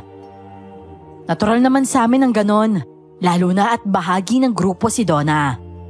Kahit pa magkasakitan kami ngayon, ilang buwan lang ay hindi ko na naman sila matitiis. Likas kasi sa mga tropa ko ang manuyo, magpatawa at mangulit, kaya sa huli ay napapatawad ko din talaga. Pag-uwi ko ay binungangaan na naman ako ni Tatay Alberto dahil wala nga akong maisagot na solusyon sa problema namin. Sa totoo lang, gabi-gabi akong binabangungot sa bahay na yon. Hindi dahil sa takot sa nilalang, kundi dahil sa inis. Sa simula pa lang wala naman akong balak na manatili roon. Hindi ko ginusto ang buhay na yon. Ang responsibilidad na pinilit sa akin ni Donna. Pinikot niya lang naman ako gamit ang sanggol na hindi ko alam kung paano nabuo.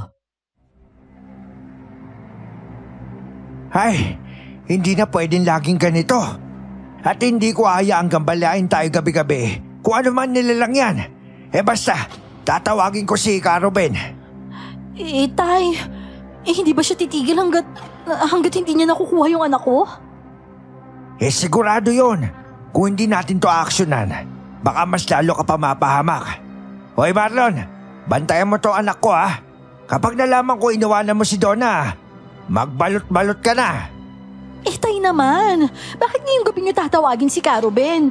Pwede namang bukas na lang Mas maigi ngayon natin papuntahin si Caroben dito para makita niya aswang na yon. Sigurado mamayang gabi nandito na naman yon. 2 oras din kaming naghintay bago dumating si Caroben. Isang albularyo na sa kabilang baryo pa matatagpuan. Matanda na siya. May hawak na sanga ng bayabas at isang maliit na sisidlan ng langis.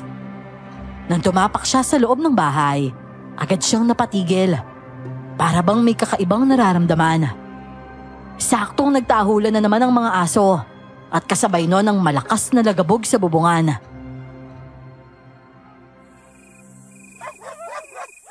Narinig ko ang tungkol sa nangyayari dito. At meron akong kakaibang enerhiyang nararamdaman sa labas ng bahay na ito. Magmadali ka, iyo. Magsunog ka ng goma nang umalis na yung nilalang na yan. Goma ho, Caroben? Abay, kahit kailan ka talaga, tanga ka talaga, Marlon, ano? Goma nga daw, bakit inuulit-ulit mo ba? Sige na kasi Marlon, sumunod ka na agad. Lagi ka kasing parang wala sa sarili mo Aray ko, bakit parang biglang ang bigat ng ibaba ng puson ko? Parang sumisiksik dun yung bata. Panigurado yan. Dahil natatakot ang bata kaya naghahanap yan ng sisiksikan. Caroben, tignan mo yung anak ko kung bakit siya ginugulo na aswang na yan. Habang nasa labas at naghahanap ng goma ay nakita kong lumapit si Caroben kay Donna. Nakahiga pa rin sa sofa. Hinihimas ang tiyan niya. At tila pinapakiramdaman ang sanggol sa loob ng tiyan nito. Humiga ka, Ineng. Hayaan mong suriin kita. Oo po, sige po.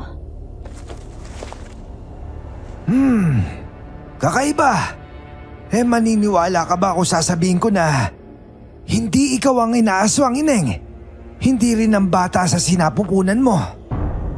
Ano? Sino? Bakit kami inaaswang dito sa pamamahay ko? Lahat kami ay napatingin kay Caroben. Tapos na akong magpaapoy ng goma noon. Yung mabahong amoy sa paligid. Unti-unting napalitan ng matapang na amoy ng sinusunog na goma. Masakit din yun sa ilong, pero mas matitiis namin yon kumpara sa amoy ng bulok na laman at matinding panghe. Bigla ay tumigil na lang din ang mga aso sa pag-iingay. Wala na din ang nakakangilong langit-ngit sa bubungan.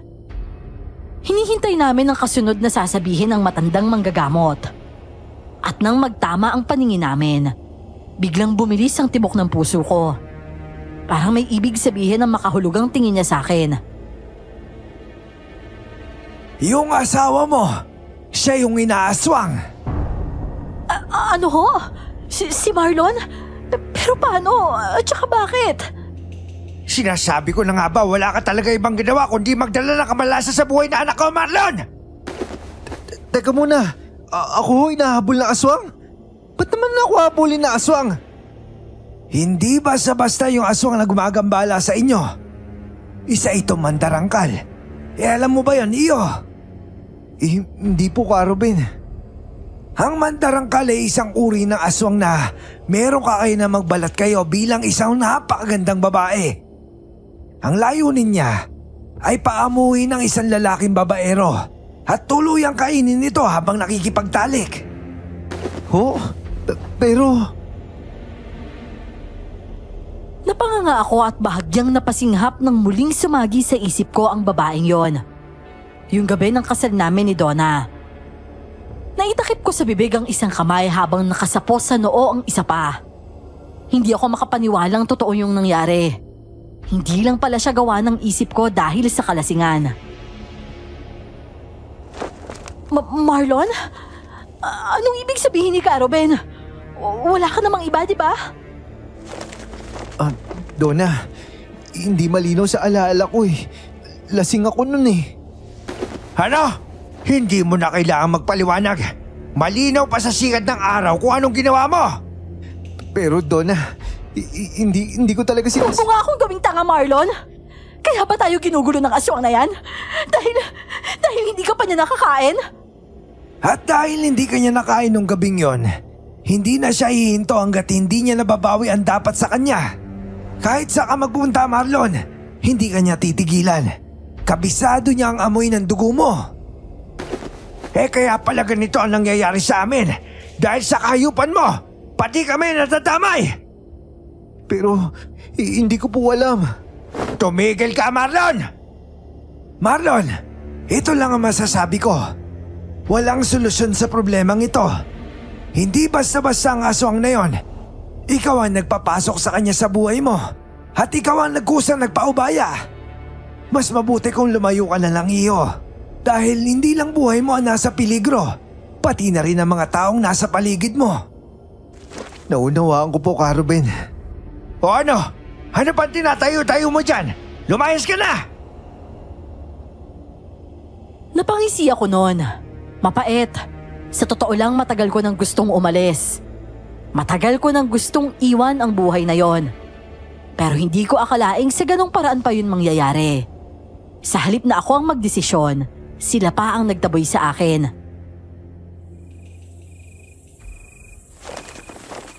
Pero tay, kailangan ko si Marlon. Kailangan siya na magiging anak namin. Pakiusap naman tay, bigyan niyo siya ng pagkakataon. Manahimik ka, Donna. Kung ayaw mo lalo mapahamak yung anak mo, tiisin mo yung manlolokong yan. Tinarantado ka na, patatawarin mo pa. Pero kasal po kami, tay. Asawa ko siya. Ka Ruben, baka naman may iba pang paraan. Pasensya ka na, Iya. Wala talaga. Kahit sa pinakamahusay na albularyo pa kayo magtanong, wala nang lunas kapag mandarangkal na ang nakasagupa mo. Oo, sige. Pero bukas niyo na siya paalisin, tay. Gabi na ho. Maawa naman kayo. Lintik na. Basta, bukas siguraduhin mo lalayas siya sa pamamahay ko, ha? Hindi mo gugustuhin sumama sa lalaki yan, Donna. Sinasabi ko sa'yo, wala ka nang babalik ang magulang dito kapag ginawa mo yon. Magdusa ka at magtiis sa hirap kapag sinuway mo ko.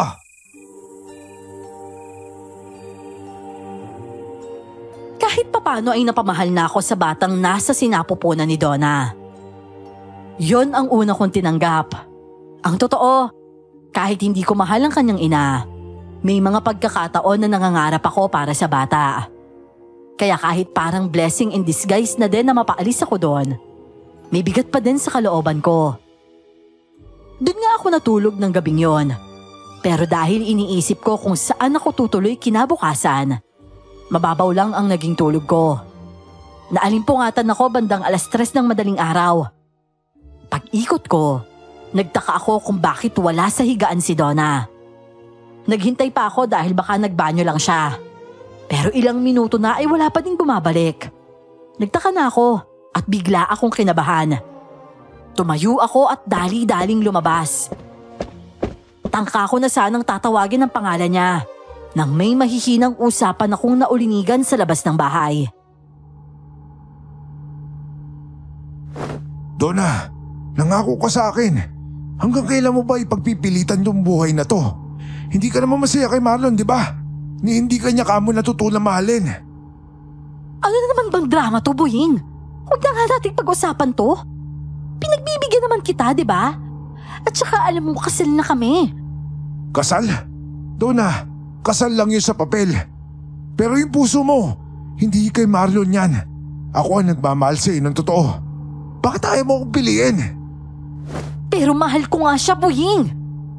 Oh, kung mahal mo siya, bakit nandito ka sa akin ngayon? Bakit hinahayaan mo ako makihati? Kasi dahil ito yung napag-usapan natin, di ba? Ang usapan natin, kapag hindi ka pa rin niya natutunang mahalin, magiging akin ka na. Nangako ka sa akin, Donna. Pero hindi nga ganun kadali yun eh. May isang goal sa sinapupunan ko, Boying. Hindi na ako pwedeng basta-basta sumama sa'yo. Bakit ba hindi? Alam mo yung totoo, di ba? Na hindi anak yan ni Marlon. Hindi niya anak yan. Shh! Huwag mo nga sabihin niya na malakas dito. Nanginginig ang mga kamay ko. Napakuyom ako ng kamao habang nakikinig. Hindi ko lubos maisip na tatarantaduhin nila ako ng ganon. Nasira ang buhay ko pati na ni Belen. Gustong gusto ko silang siguri nun. Gusto kong manakit. Gusto kong magwala. Pero lahat ng yon, nalusaw dahil mas nangibabaw ang sakit. At talagang tinakasan ako ng lakas. Pero totoo, di ba? Ako yung ama ng batang yan. Walang nangyari sa inyo nung gabing yon. Sa akin mo binigay yung kalinisan mo, Donna. Alam mo akong dapat makasama mo ngayon. Hindi siya! Tumigil ka na nga, Boying. Kung ano man ang nangyari ng gabing yon, kabayaran ko lang yun sa ginawa mong pagtulong sa akin. Huwag ka na nga manggulo dito. Dahil kung talagang mahal mo ko, hihintayin mo lang ako. Gulo? Donna, gumising ka nga. Ginawa natin ang lahat para mapasayo si Marlon noon. Pinagplanuhan natin ang lahat. Pero ngayon, anong nangyayari? Ako ang naiwan. Ako yung nawalan. Makontento ka na nga lang. Pasalamat ka nga, pinagbibigyan pa kita eh. Kapag hindi ka na nahimik, hindi mo na ulit ako makikita. Pero Donna. Umalis ka na sabi, Boying. Baka may magising pa't makita tayo dito. O sige, pero gabi-gabi akong babalik dito. Sira ulo ka ba? Ano pinagsasasabi mong gabi-gabi? Hindi mo ako mapipigilan, Donna. Kapag hindi mo ako inarap, ako mismo magsasabi kay Marlon ng lahat. Nababaliw ka na talaga, Boying. O sige na, aalis na ako. Magkita na lang tayo ulit bukas. Bago pa bumalik si Donna noon ay lumabas na ako ng bahay. Hindi ko siya kayang harapin dahil baka kung ano lang ang magawa ko.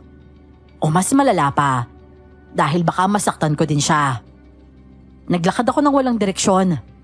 Madilim, malamig ang hangin, pero hindi ko yun alintana. Yung panginginig ng kalamnan ko, higit pa sa kayang idulot ng ginaw sa katawan ko. Wala na akong pakialam kung anong mangyayari sa akin. Dire-diretso lang ang lakad ko. Nang bigla akong matisod, dire-diretso akong natumba. Pero imbis na bumagsak sa matigas na lupa, sinalo ako ng malambot na bagay. Dire-diretso akong nangudngod sa mabahong bagay na yon at hindi na nakaahon pa. Hindi na nga ako makahinga ay pahigpit pa ng pahigpit ang malambot na bagay na unti-unting bumabalot sa buong katawan ko. Hoy! Bumangon ka dyan! Lindak na! Ayaw mo siya pangawalan, ha? Itong sa'yo! Akin siya! Huwag kang makialam dito! Kapag napatay mo talaga yung batang yan, lulusawin kita na parang kandila! Ito sa'yo!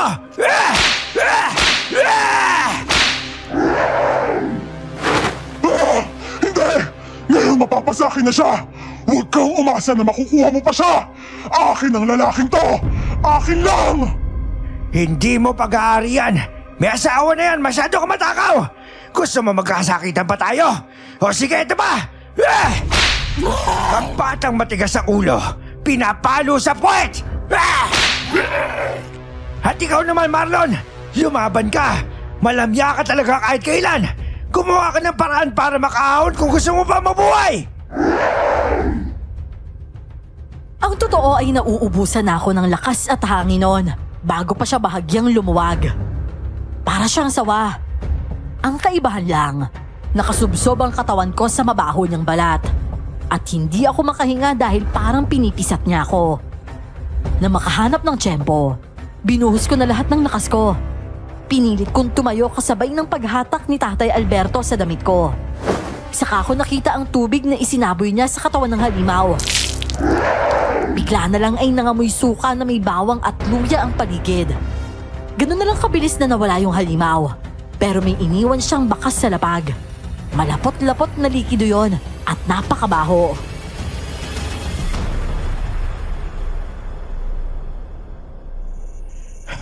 Walang ya.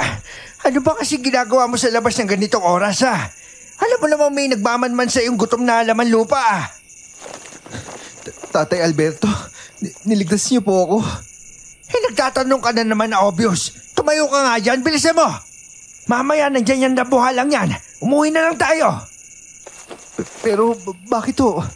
Ano po bang ginagawa niyo dito? Paano niyo na lamang... Sinundan kita. Okay na ba yon? Lumayas ka na bukas, Marlon.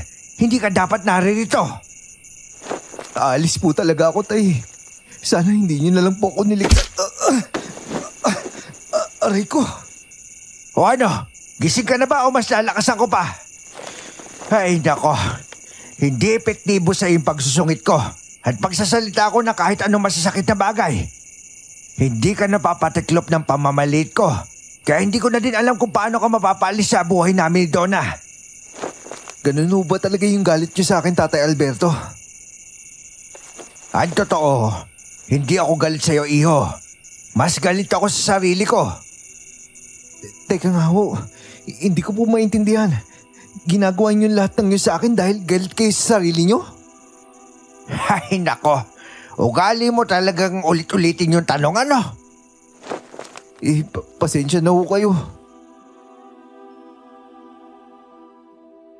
Katahimikan ng sumunod na namayani sa amin ni Tatay Alberto. Hindi ko mabasa kung ano ang nasa isip niya. Nakaupo lang siya noon sa tabi ko at malayo ang tanaw. Yon ang unang beses na kinausap niya ako ng maayos, kaya nahihiwagaan din ako. Nagtatalo ang isip ko noon kung sasabihin ko ba ang mga nalaman ko. Pero kilala ko si Tatay Alberto. Mataas ang pride niya at walang ibang mahalaga sa kanya kung hindi ang bunso niyang si Donna. Maswerte na lang ako kung paniniwalaan niya ako. Galit ako sa sarili ko dahil hindi ko napalaki na maayos si Donna. Natagalan din ako bago ko natanggap na may mali ako kung paano ko pinalaki yung anak ko. Teka nga ho, tay. Hindi ko po kayo maintindihan eh. Matagal ko nang alam kung anong kalokohan ng anak ko, Marlon. Ho? Nahuli ko sila gabi matapos ang kasal nyo. Pasensya ka na at dahil tatay ako, hindi ko kaya hadlangan na nagpapasaya sa anak ko. Dahil noon pa man, nakikita ko na kung gaano kakagusto ni Donna. Nasaksihan ko yung ilang gabing pag-iyak ni Donna nung nagkaroon ka ng girlfriend. Pero nung gabing yon, narinig ko ang lahat ng ginawa nila ni Boyong. Siguro nga naging makasarili ako dahil sa kabila ng lahat na nalaman ko, ginusto ko na ikaw yung sumuko at tuluyan na lang umalis. Ang gusto ko, iwanan mo anak ko at huwag ka nang bumalik. Pero, tay... Nakita kita kanina habang pinagmamasdan mo sila. At doon ko naisip kung gaano kasakit yung ginawa nila sa'yo. Sana Marlon, mapatawad mo yung anak ko. At yung tungkol sa kasal niyo ni Donna, wala kang dapat alalahanin doon. Sinadya akong huwag iparehistro yon dahil sa mga nalaman ko. Kaya ngayon, malaya ka na, iho. Seryoso ba kayo, tay? Ibang klase rin kayo, no? Ano to? Pinaglaruan niyo yung buhay ko? Yung buhay namin ni Belen? At may tanong ako, pwede ko ba kayong murahin mula ulo hanggang paa? Tatanggapin ko kung ano mang gusto mong gawin, Marlon. Nakahanda naman ako, matagal na. Mangangal kayo! Sinuko ko yung lahat dahil buong akala ko kasalanan ko. Ano bang ginawa ko sa inyo, Tay? Sobrang taas ng respeto ko sa inyo. Kahit nung nilalait niyo ako, pati yung buong pagkatao ko, hindi ko kayo sinagot o sinumbatan. Alam niyo, dahil niyo pa yung halimaw na yun eh. Kayo ni Donna at ni Boyong, wala kayo kasi sama! Bumalik ako sa bahay para maligo dahil napakabaho ko talaga noon matapos masubsob doon sa halimaw. Pagkatapos ay inayos ko na ang lahat ng gamit ko. Nagising nun si Donna. Pero kahit anong kausap niya sa akin, hindi ko na siya pinansin pa. Trinato ko siyang parang hangin kahit halos magwala na siya sa hindi ko pagkibo.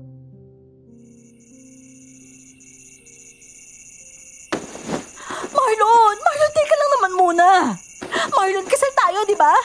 Tandaan mo may anak din tayo. Iiwan mo talaga ako, ha? Iiwan mo ako? Hindi mo ako isasama? Handa ako magdildil ng asin basta't kasama kita, Marlon. Wala akong pakialam kahit mahirap, Marlon. Bumalik ka na sa loob, Donna. Bigyan mo na konti kahiyan yung sarili mo. Hindi naman nakakahiyang lumuhod sa taong minamahal, di ba?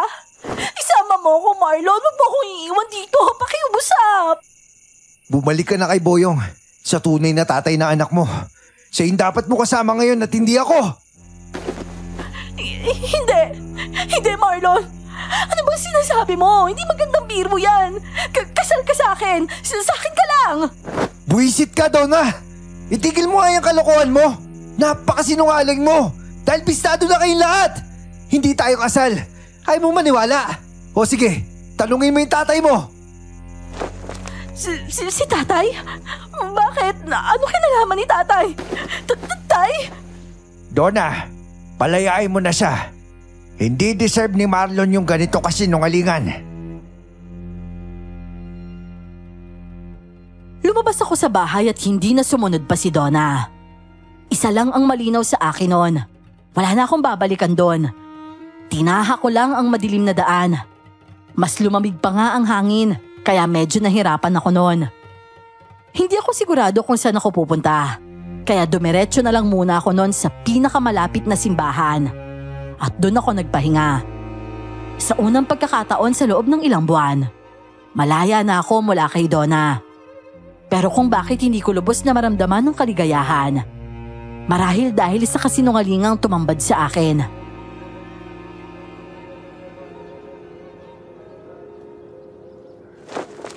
Iyo, gising na. Ruben, ano pong ginagawa niyo dito? Simbahan nito. Araw-araw ako nandito. Bakit ka ba dito natutulog? Mas ligtas po ako dito mula sa Mandarangkal. Aalis na din po ako. Pasensya ka na ha. Kailangan ko sabihin yun para makalaya ka na mula sa nakakasakal na sitwasyon. Teka, alam niyo rin ho? Bago pa ako makarating doon, nabanggit na ni Alberto sa akin yung sitwasyon mo sa anak niya. At ang kailangan kong gawin paalisin ka doon. Pero ang nakakatawa, totoong ikaw pala talaga ang inaaswang iyo. Yun ay marahil pagkakamali mong kailangan mong pagbayaran. Aminado naman po ako, Ruben. Handa po ako suluhin yung problemang ito. O siya, sige. Basta't mag-iingat ka. Maiging tumawid ka na ng dagat. Baka sa ganung paraan hindi ka na masundan. Na Mandarangkal ho? Abay oo. Hindi lang sa aswang. At pati na rin kay Donna. Nang umagang yon ay nagpasya akong bumiyahe papunta sa probinsya ng nanay ko. Nasa Visayas ako ng panahong yon. Sumakay ako ng barko papuntang Mindanao, gaya ng bilin ni Ruben.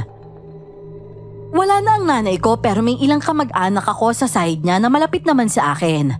At sigurado akong tatanggapin ako.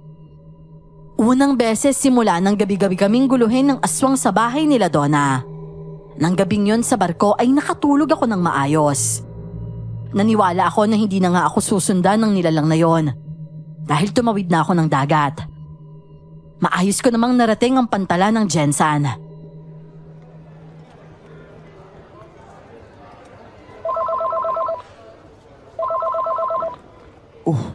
Sino ba to? Kung kailan namang babaan na ng mga pasahero eh. Animal, si Boyong to ah. Walang iya talaga. Ano bang problema ng buwisit na to? Oh, hello. Ano bang kailangan mo? Pre, si Donna. Isinugod sa ospital. Nagisnan na lang na naglaslas ni Mamberto. Puta, ikaw lang yung makakapagpakalma sa kanya. Eh, kaya mo na yan, Boyong. Ikaw nang bahala dyan. Pre, ano ka ba? Hindi ka ba naawa sa asawa mo? Nagkakamali ka. Wala akong asawa. Saka simula nang tarantaduhin mo ko, hindi na kita kaibigan at lalong hindi kita kumpare. Bahala ka na dyan. Akala mo talaga maniniwala ako sa mga drama nyo ha? Hindi na ako naawa sa mga tao manloloko. Bahala kayo dyan.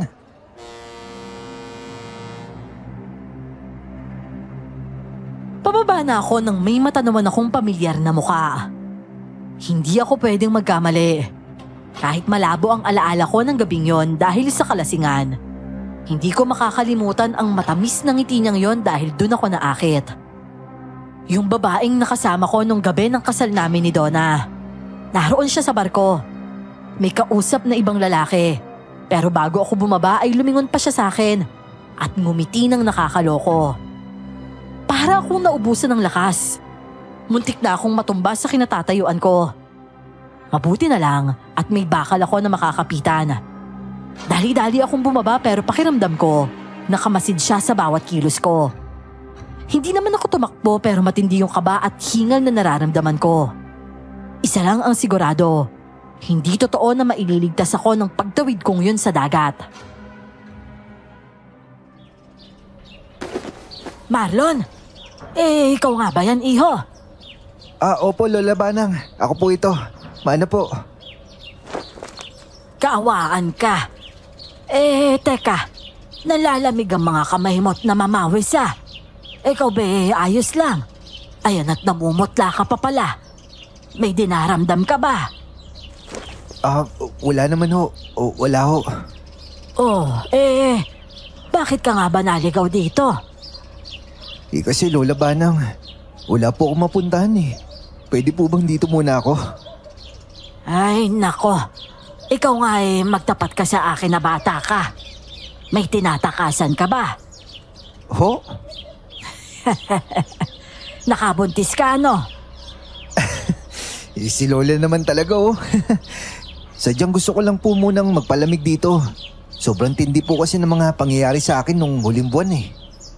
Ay, ganun ba? Tamang-tama naman ang dating mo. Nag-iisa ako ngayon dito dahil yung mga pinsan mo na destino ngayon sa Davao. 2 buwan daw sila doon. Sakto po pala kung ganun. Mabuti na lang po pala umuwi ako, no? Umuwi ka nga may bagahe ka naman. Ho? Wala po ko ibang dala kundi itong bag ko lang, Lola.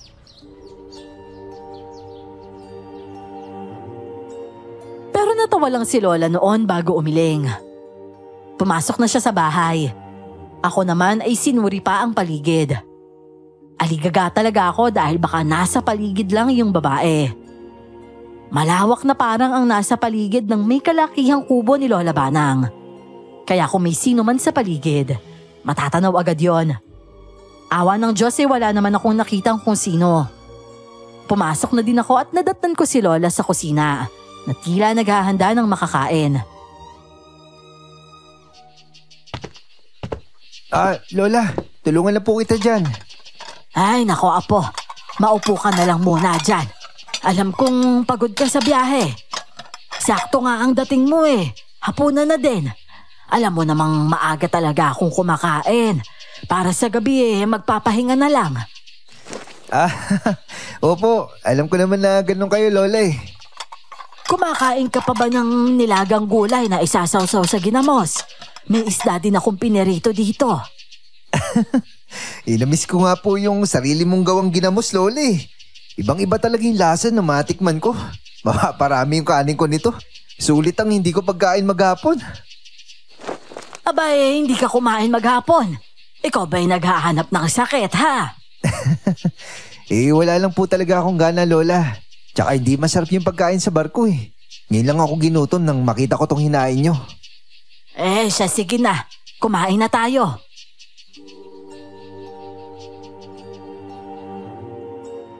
Hindi ko binubola lang si Lola. Talagang masarap ang pagkakagawa niya sa ginamos. Gaya ng inaasahan. Nakailang sandok ako ng kanin. Yung niluto ni Lola na dapat hanggang agahan niya pa at isasangag. Talagang naubos ko yon. Kinulang pa nga. Nagliligpit na ako ng pinagkainan nang may itanong sa akin si Lola. Marlon, iho. Nakalimutan mo na yata na albularyo ang lola mo, ano? Ho? Nako. Oo nga pala, Lola. Nag-iinot din po kayo ng mga bata tsaka matatanda, di ba? Tama. Kaya nga kanina ko pang nararamdaman ng negatibong enerhiya na nakapasan sa'yo. Umamin ka nga sa akin. Ano bang nangyari sa'yo sa Visayas? Lola, may nagawa kasi akong pagkakamali eh. Kaya dahil doon, kaya sinundan ako na isang aswang na kung tawagin nila mandarangkal. Ang sabi ni Karubin, wala daw paraan para kumalas sa akin yung aswang na yun. Pero kapag tumawid daw ako sa dagat, posibleng hindi na ako masundan. Pero kanina habang pababa ako ng barko, nakita ko naman yung katawang tao niya, Lola. Ay, alam na alam kong hindi ka uuwi dito kung wala kang problema. Pero tama naman yung ginawa mo. Hindi ka matutulungan ng albularyong yon. Sino ba yun ang masabon ko, ha? Anong walang paraan? Sa susunod, isama mo ko sa kanya't kakalbuhin ko siya. Lola, kalbo na po talaga si Karubin eh. Bakit? Ulo lang ba niya ang may buhok? Si Lola naman talaga Ayan na nga ba ang sinasabi ko? Umaaligid na siya sa bahay. Hindi pa man laganap na kumakalat ang dilim. Ay nako, malakas ang loob ng aswang na yan, Marlon na. Marahil sabik na siyang makain ka, ano? Lola, huwag niyo po akong hayaan makuha niya. Maghugas ka lang dyan at hindi yan makakapasok sa bahay ko. Kahit makalapit man lang ng sobra. Talaga ho? Sige na. Kumilos ka lang ng normal. Sige ho. Sa kusina ni Lola ay merong bintana. Medyo malawak yon at malaki para natatanaw ang maberdeng tanawin sa labas. Lalo na sa umaga. Kaya nga kitang-kita ko ang magandang babae mula sa di kalayuan. Nakangiti siya ng ubod tamis sa akin. Ang totoo niyan, parang pinakalma nun ang kaba sa dibdib ko. May kung anong mahika ang humahatak sa akin. Nais ng mga paa ko noon na puntahan siya. Pero bigla na lang may kirot na gumapang sa likuran ko. Si Lola yon, hinampas ako ng kung anong matinik na bagay. Aray ko! Lola, ano pong ginagawa niyo? Ginigising kita, Marlon.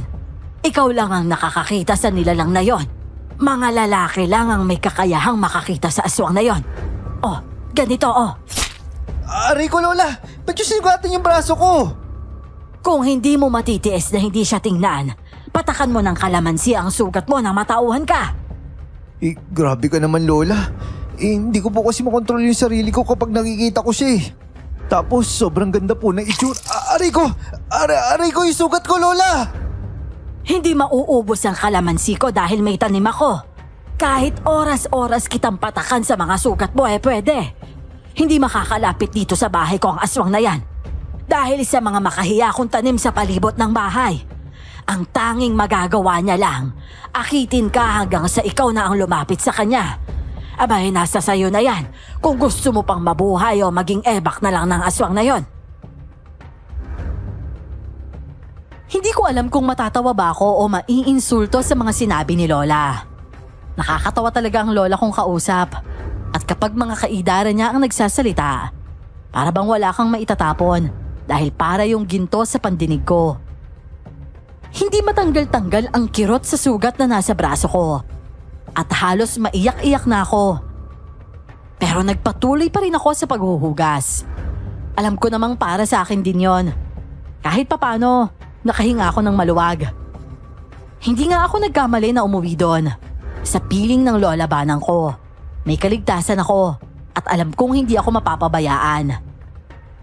Pinigilan ko na lang ang sariling mapatingin ulit sa labas ng bahay. Kahit hinahanap-hanap ng katawan ko yung pakiramdam tuwing nakatitig sa magandang mukha ng babae. Matapos maghugas, nahiga na ako at pinikit ang mga mata.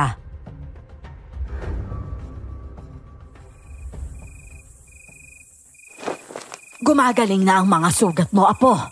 Nakikita mo pa ba yung babae? Opo, Lola. Kapag nagdidilim na, kung saan ko po siya nakikita. May mga gabi nga po naririnig ko yung boses niya na napakalamyos eh. Pero nilalabanan ko po yun. Kahit gaano kagusto ng katawan ko na puntahan siya. Tama yan, Apo. Halika at susugatan kita ulit. Lola naman, ayoko na. Masakit pa naman to sugat ko. Kahit kukut-kutin ko na lang to ng kaunti. Tapos lagyan ng kalamansi. Sobrang sakit na eh. Nako. Iba pa rin ang sakit ng sariwang sugat. Lola, huwag naman ho. Matagal bago katantanan ng nilalang na yon. Pero yan ang paraan para lubayan ka niya. Taon ang bibilangin, Marlon. Kaya kailangan mong tiising magkaroon ng sariwang sugat habang nakikita mo pa rin siya. Grabe pala yung aswang na yun, Lola, no? Aba tiisin mo. Inuna-una mo yung init ng katawan mo eh. Pagdusahan mo ngayon yan. Maliban na lang kung gusto mong maging pagkain ka niya. Ayoko po, Lola. Akin na nga po. Susugatan ko na po yung sarili ko. Inabot din ng halos 1 taon bago tuluyang nawala ang babae na yon. Sa loob ng mga araw na nakikita ko siya, nakakulong lang din ako sa bahay ng lola. Pwede ko kasi siyang makita kahit saan. Kahit umaga pa at maisama niya ako ng tuluyan. Tanging sa bahay lang siya ni Lola hindi makalapit dahil sa mga halamang proteksyon na nasa paligid ng bahay. Hindi ito tulad ng ilang kwentong aswang sa channel mo na may matitinding bakbakan laban sa mga alagad ng dilim, Miss Clar. Pero para sa akin, ito ang pinakamahirap at pinakamatagal na laban dahil sarili ko mismo ang kailangan kong saktan sa loob ng napakahabang panahon para magtagumpay laban sa mandarangkal.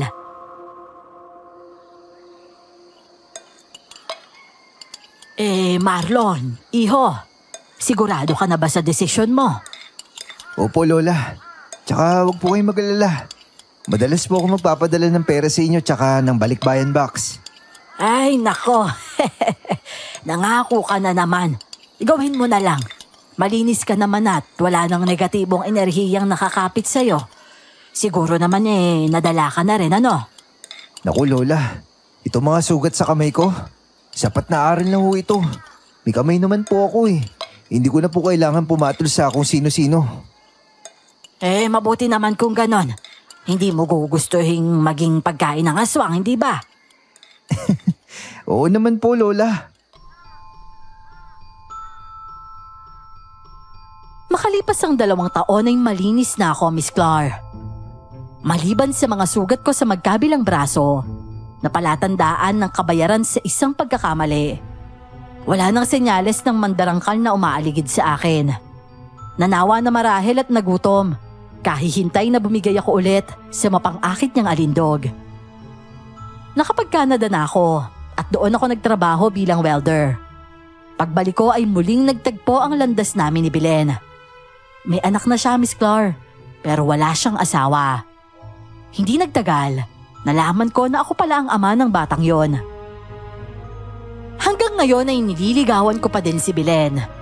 Pilit na ibinabalik ang tiwalang sinira ko noon. Kung ang tinatanong niyo naman po ay sina Donna at Boyong. Nabalitaan kong kasal na din sila at maayos naman ang pagsasama sa ngayon.